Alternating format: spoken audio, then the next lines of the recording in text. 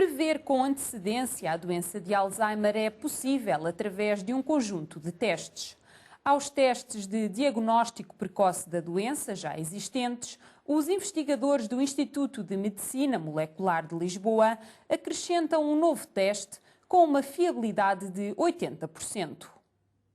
Por um lado, se investiga a presença ou não de mutações nos genes que se sabem estar associados à doença de Alzheimer. Por outro lado, investiga-se a presença de um alelo que também sabe estar associado a um risco aumentado de doença de Alzheimer. E depois uma outra parte do teste, um terceiro teste, se quiser, consiste na determinação dos níveis de algumas proteínas que estão diretamente associadas com a doença de Alzheimer, como sendo a proteína ou péptido da amiloide beta ou a proteína tau. E este último teste consiste na determinação dos níveis destas proteínas no líquido cefalorraquidiano. Os testes de diagnóstico precoce podem ser realizados com base numa amostra sanguínea ou numa amostra de líquido cefalorraquidiano obtido diretamente da espinal medula. Portanto, nos testes que são feitos ao sangue, são os testes genéticos, o que se faz é extrair o DNA genómico e depois, por reações de PCR, aumenta-se a quantidade de DNA genómico e sequencia-se e determina-se se determinada mutação está presente ou não.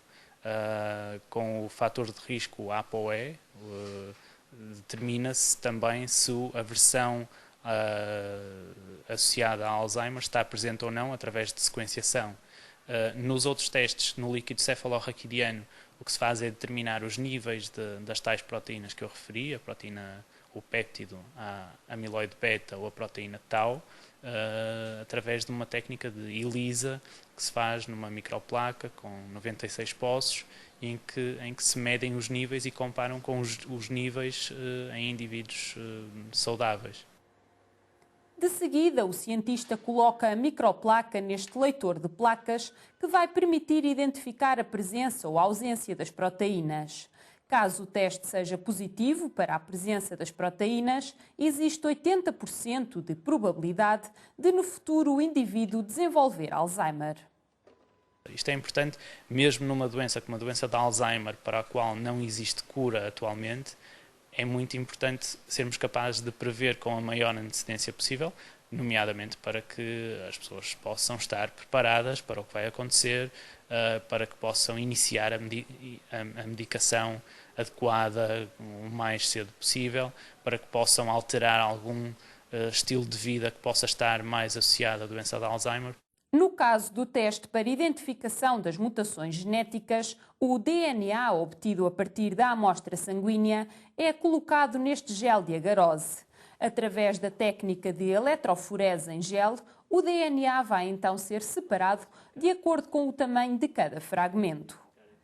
É já no transiluminador, através da incidência de uma luz ultravioleta, que vai ser possível fazer a identificação da existência de mutações relacionadas com a doença.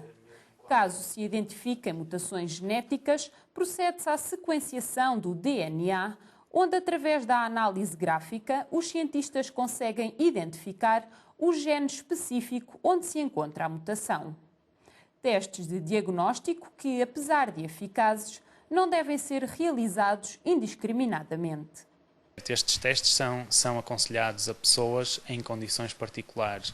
Por um lado, pessoas em que se verifique uma história familiar, portanto, em que alguns familiares tenham tido ou tenham presentemente a doença de Alzheimer e pessoas que tenham já uma determinada idade. Isto não é um teste que seja aconselhável a pessoas jovens, pessoas dos seus 30, 40, 50 anos. Será um teste sempre mais indicado a pessoas com mais idade, a pessoas que possam eventualmente já estar a desenvolver ou a apresentar sintomas ainda numa forma preliminar de doença de Alzheimer, o que se chama o defeito cognitivo ligeiro.